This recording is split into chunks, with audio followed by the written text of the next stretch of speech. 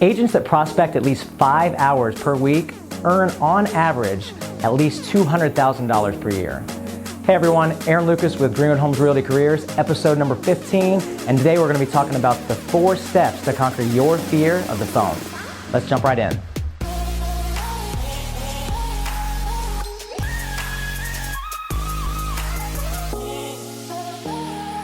Number 1 is personal psychology. Having our mind right is critical. You know, if we go and we start to go to our dial session or prospecting, whatever you want to call it, and you know, we get out our phones and we're dialing and we got a shaky voice and we're scared. You know, we're immediately probably going to hang up. We're going to walk out. We start getting the sweaty palms. You know, our voice is shaky, our heart's racing, and we just don't have that confidence. And that just comes from practice and having the belief system in your mind that you can do this, that you're good at this, and having those reinforcing thoughts to have the success and the confidence to make those calls. Number 2 is not knowing what to say.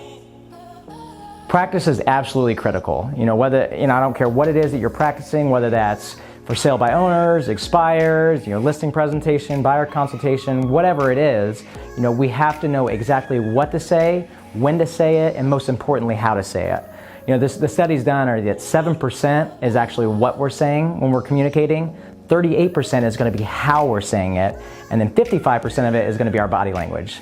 Well, obviously when we're on the phone, there's no body language to be seen, so it only leaves tone and the words. So with tone being the most important at 38%, it takes practice to learn how to phrase things. If I asked you, have you had any thoughts of selling versus have you had any thoughts of selling?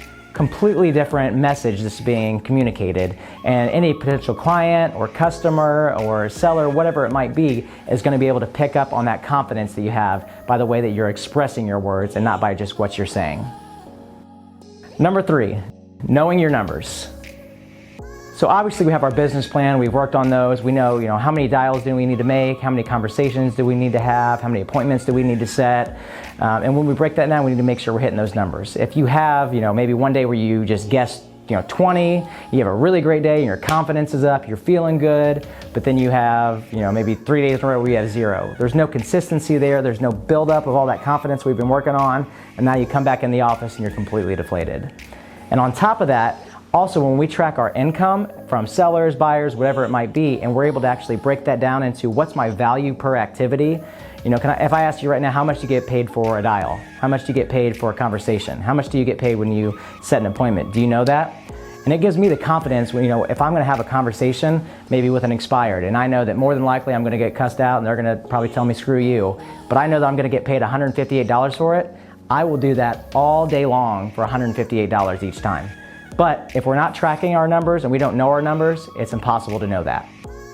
Number 4 is taking action. And this is the most important one, guys.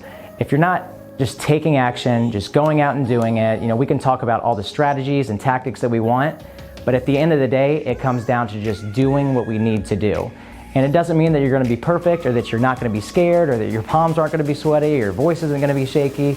Those things are going to happen, but as we continue to build up that confidence, we're working on our psychology, we know what to say, we know our numbers, we know all those things, it increases the amount of time and the amount of willingness that we're able to do the actions that we know we're supposed to be doing. So these are the 4 steps to conquer your fear of the phone, and my question is this. Are you going to pick up the phone and create the business that you want to create? Thanks so much for watching, guys. Make sure you leave a comment below and share this video with a friend or two who needs to see it. And remember, the goal of real estate is to get people to know you, like you, and trust you. And if you're not committed, you're interested. See you guys in the next episode.